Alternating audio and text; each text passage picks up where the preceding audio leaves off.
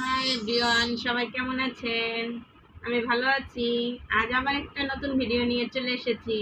তো আজ আমার জামাইরে সারপ্রাইজ দেব। তো কি রান্না করেছি অবশ্যই আপনারা দেখতে থাকুন।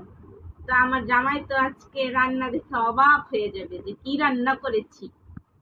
তো আপনারা একটু ভিডিওটা দেখে একটু লাইক কমেন্ট করবেন, আর একটু ফলোর উপরে জাস্ট একটু টাচ করে যাবেন, বেশি যেন না লাগে, একটু টাচ করলেই হবে, ঠিক আছে? তো দেখা যাক আজ কি রান্না করেছি। তো আপনারাও দেখুন যে আমার জামাইরে কি সারপ্রাইজ দিলাম আজকে। ছিম ছিম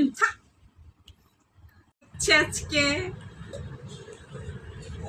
আজ রান্না করেছি কড়াইয়ের ভাত। তো 1 বছর পরে কড়াইয়ের ভাত রান্না করেছি। আজকে তো আমার জামাই আমার দিকে সারাদিন তাকিয়েই থাকবে যে কি রান্না করেছি।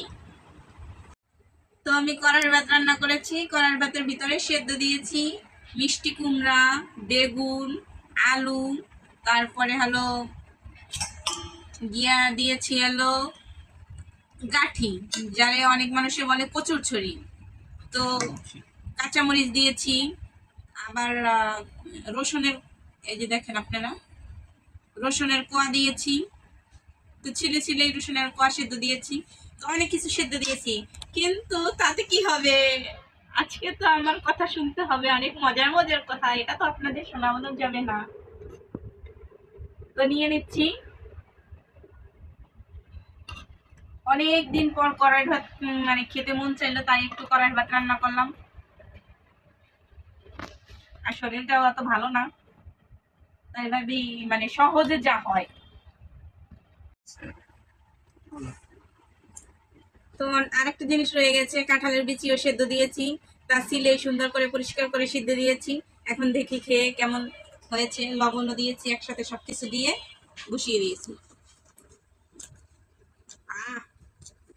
মনে হয় যে আগের দিনে মায়ের হাতে খাবার খেতেছি। যখন বৃষ্টি হতো তখন মা এভাবে সহজেই রান্না করে দিত, তা খেতে যে কি টেস্ট লাগতো। কারণ গ্রামের বাড়িতে তো আর রান্নাঘর একসাথে না, তো আলাদা আলাদা। তো বৃষ্টিতে ভিজে ভিজে তো বেশিক্ষণ রান্না করা যাবে না, তো সেদ্ধ ভাত রান্না করতো। তো এটাকে কে কে মিস করছেন অবশ্যই কমেন্টে জানাবেন। তো সেদ্ধ ভাত আর কত ভিডিও করব, তো ভিডিওটা এখানেই শেষ করবো। আপনারা সবাই ভালো থাকবেন, আর একটু সামান্য টাচ দিয়ে ফলো দিয়ে যাবেন। তো ধন্যবাদ।